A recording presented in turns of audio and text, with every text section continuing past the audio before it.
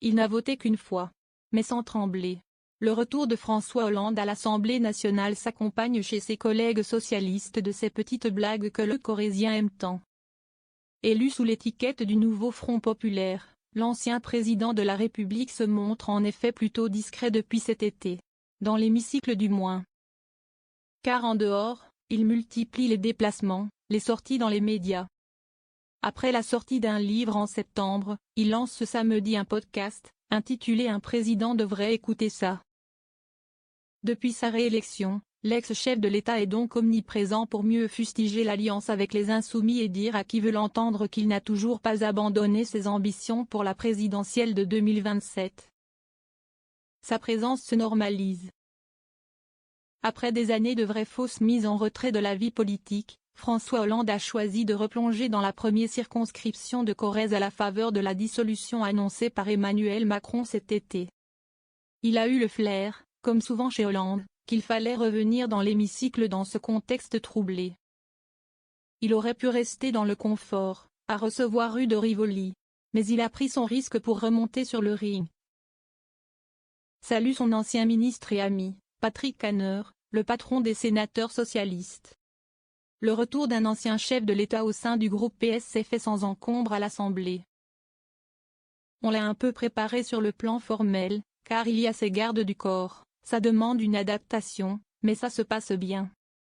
Il participe aux réunions, donne son avis. Il rejoint le collectif, dit Boris Vallaud, président du groupe. Ses camarades le dépeindraient presque en député. Normal. Ce n'est pas anodin d'avoir un ancien président. Au début, il prenait la parole avec un statut très particulier. Mais au fil des semaines, sa présence se normalise, ce n'est plus un événement. Remarque Laurent Baumel, député PS d'Indre-et-Loire et ancien frondeur.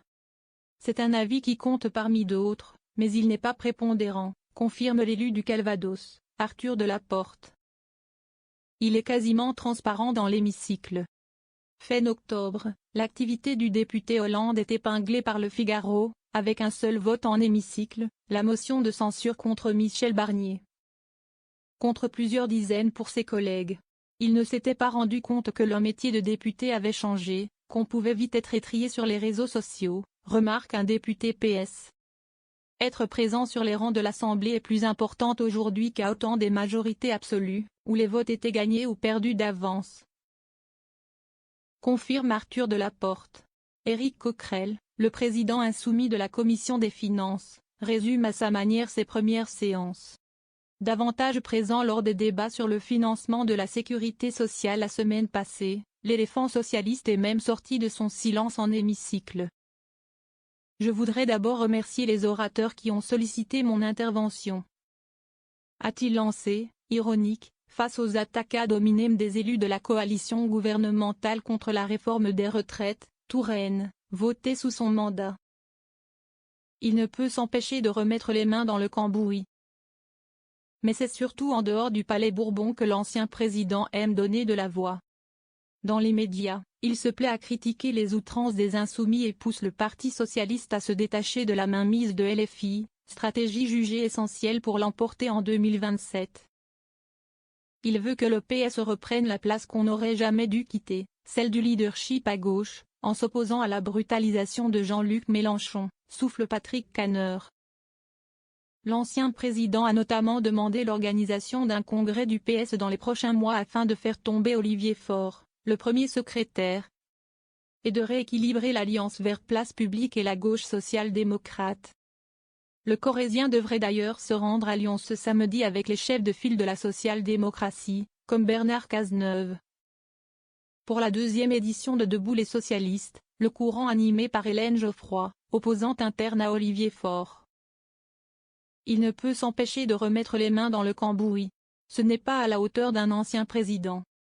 Il sature l'espace médiatique pour demander l'union à gauche. Il faut.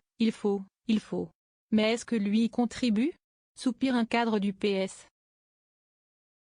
A contrario, les soutiens d'Olivier Faure louent le bilan du premier secrétaire. Ils mettent à son actif le doublement du nombre de députés PS à l'Assemblée cet été et une première place à gauche aux européennes, 14%, autour de Raphaël Glucksmann. Il y croit encore pour 2027. Fidèle à sa ligne, François Hollande a de nouveau agité la gauche cette semaine en affirmant que le PS devrait avoir un candidat à l'élection présidentielle, balayant l'idée d'une candidature unique de la gauche en visant Jean-Luc Mélenchon.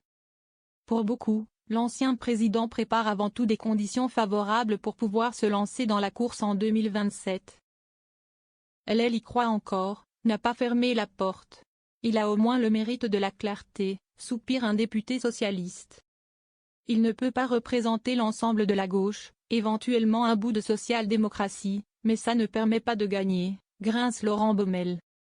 Il est à côté de la plaque. Le PS est passé à autre chose. Hollande, ce n'est plus une figure morale absolue au parti, ajoute un autre élu. Au cours de ses entretiens, l'intéressé, lui, laisse toujours la porte ouverte à une candidature. Je ne suis pas indifférent à 2027, disait-il encore au trimestriel L'Hémicycle fin octobre. Il n'esquive pas, c'est normal s'il sent qu'il peut encore apporter quelque chose. C'est parmi nous celui qui a déjà connu une campagne victorieuse, sourit son ami Patrick Kanner. Si les conditions sont réunies, il considérera sa place. Il pourrait alors passer de celui qui cherche la solution à celui qui est la solution.